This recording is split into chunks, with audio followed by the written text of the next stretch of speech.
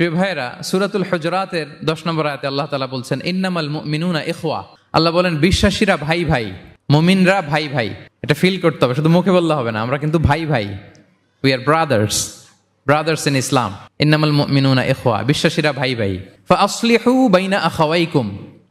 আর এই ভ্রাতৃত্বের মধ্যে যদি কখনো টানাপোড়েন হয়, বোঝাপড়ায় সমস্যা হয়, বিরোধ হয়, তাহলে মিলমিশ করে দিও, তোমরা সেটা আপোষে মীমাংসা করে দিও। আদেশটা কার? আওয়াজ করে বলুন না, আদেশটা কার? আর ওয়াত্তাকুল্লাহ, আল্লাহকে ভয় করো। লাআল্লাকুম তুরহামুন, তাহলে তোমরা অনুগ্রহ প্রাপ্ত হবে।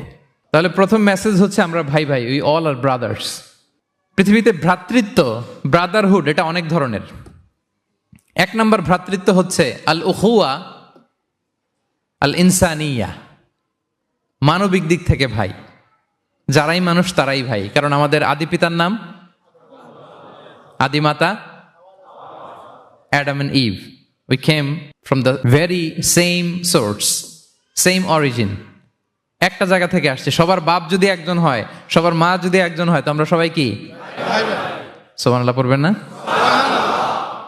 তাহলে ভ্রাতৃত্বের একটা রূপ হচ্ছে আল উখুয়া আল ইনসানিয়া, মানবিক দিক থেকে ভাই।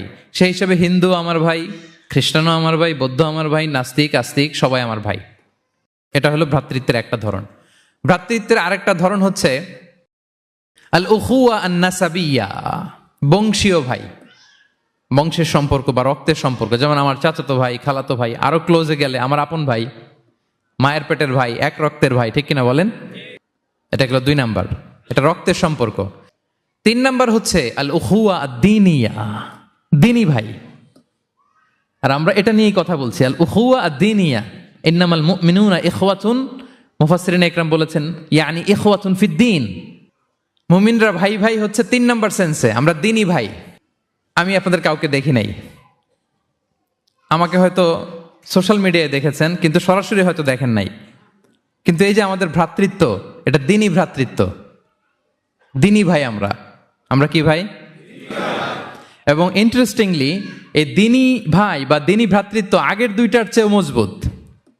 কখনো কখনো এটা রক্তের সম্পর্ককেও ছাড়িয়ে যায়। সুবহানাল্লাহ পড়েন। বদরের যুদ্ধে এই পাশে কুরাইশরা মানে মুশরিকরা, এই পাশে মুমিনরা। এমনও হয়েছে রাসূল সাল্লাল্লাহু আলাইহি ওয়াসাল্লামের পক্ষে মুমিনদের ওখানে এক ভাই, আর আবু জাহেলের সাথে আরেক ভাই, দ্বন্দ্ব সংঘাত। এই ভাই ওই ভাইকে হত্যা করেছে দ্বীনের কারণে। তার মানে দ্বীনি ভ্রাতৃত্ব এটা এত মজবুত, এটা মাঝে মাঝে রক্তের সম্পর্ককেও ছাড়িয়ে ছাপিয়ে উপরে উঠে যায়। আল্লাহু আকবার।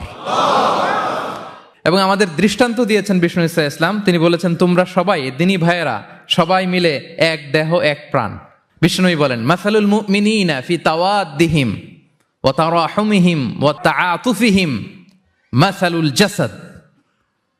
মুমিনদের ভালোবাসা সম্পর্ক, এটার দৃষ্টান্ত হচ্ছে, পারস্পরিক ভালোবাসা সম্পর্ক হচ্ছে কামাসালিল জাসাদ, এটা একটা দেহের মতো। আমরা সবাই মিলে এক দেহ। দেহের কোনো অঙ্গ যদি ইনজুর্ড হয়, সারা দেহ যেমনি কষ্ট পায়, বিশ্বের কোথাও আমার কোনো দ্বীনি ভাই যদি কষ্ট পায়, আমাদের প্রত্যেকের হৃদয়ে রক্তক্ষরণ ঘটে। চিল্লায় বলেন ঠিক কিনা?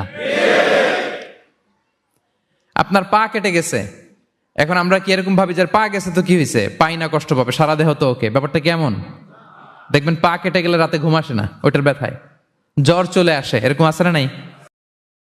এই জন্য বিষ্ণু ইসলাম বলেছেন মাসালুল জাসাদ, একটা দেহ, দেহের এক অঙ্গ ইনজুর্ড হলে যেমনি সারা দেহ কষ্ট পায়, পুরো দেহটা রাত জেগে থাকে, জ্বর এসে যায়, তেমনি গোটা বিশ্বের কোনো প্রান্তে, কোনো জনপদে, কোনো এলাকায় কোনো মুসলিম ভাইয়ের যদি কষ্ট হয়, সেটা আমাদের হৃদয়ে যেয়ে লাগে। ঠিক কিনা বলেন?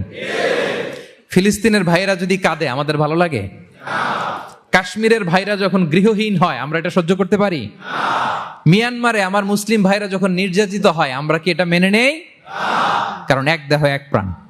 আমরা যদি কোরআনের দিকে তাকাই, আল্লাহ তাআলা বলেছেন আমাদের সম্পর্কটা হচ্ছে রোহামা উবাইনাহুম।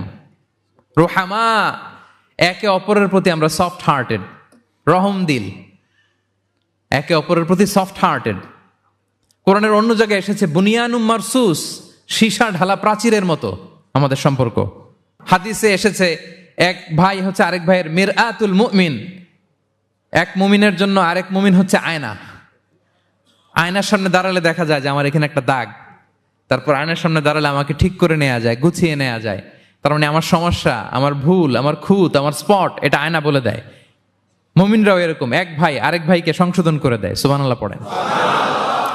এবং কোরআন কখনো কখনো আমাদেরকে বলেছে যে ওয়াইউসিরুনা আলা আনফুসিহিম ওয়ালাউ কানা বিহিম খাসাসা, ভ্রাতৃত্বের সম্পর্কটা এমন হবে যে নিজের প্রয়োজনের চেয়েও মুমিন ভাই তার অন্য ভাইয়ের প্রয়োজনকে গুরুত্ব দিবে। পড়েন সুবহানাল্লাহ। আমার প্রয়োজন, তারপর আমি না নিয়ে আমার ভাইকে দিব। এরকম নিদর্শন আমাদের মধ্যে আছে না নাই? আপনারা ইয়ারমুকের যুদ্ধের নাম শুনেছেন, হিজরি 15 সালের কথা। বিষ্ণু ইসা ইসলামের ইন্তেকালের 4-5 বছর পরের ঘটনা।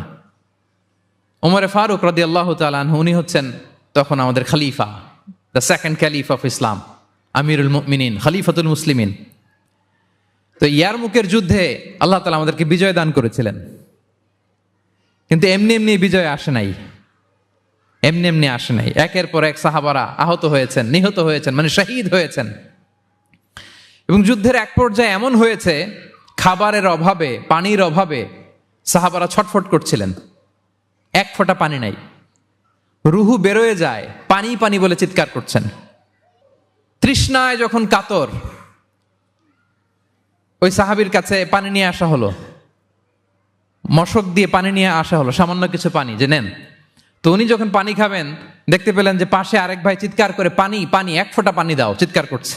ওই সাহাবী বলতেছেন, আমার দরকার নেই, আমার ভাইকে নিয়ে আগে দাও, আমি পরে খাবো। আল্লাহ।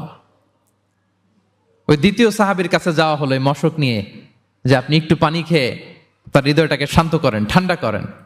তিনি যখন পানি মুখে নিতে যাবেন, পাশে আরেক ভাই চিৎকার করছে, পানি পানি, এক ফোঁটা পানি দাও। ওই সাহাবী বললেন, আমাকে না, আমার ভাইকে দাও, আমার আগে আমার ভাইকে দাও। ওই সাহাবার কাছে নিয়ে যাওয়া হলো যে আপনি আগে খান। ওই সাহাবীর কাছে পানির মশক নিয়ে যেতে যেতেই উনি শহীদ হয়ে গেলেন। আবার মশক নিয়ে দ্বিতীয় সাহাবীর কাছে আসতে না আসতে দ্বিতীয় সাহাবীও শহীদ হয়ে গেলেন।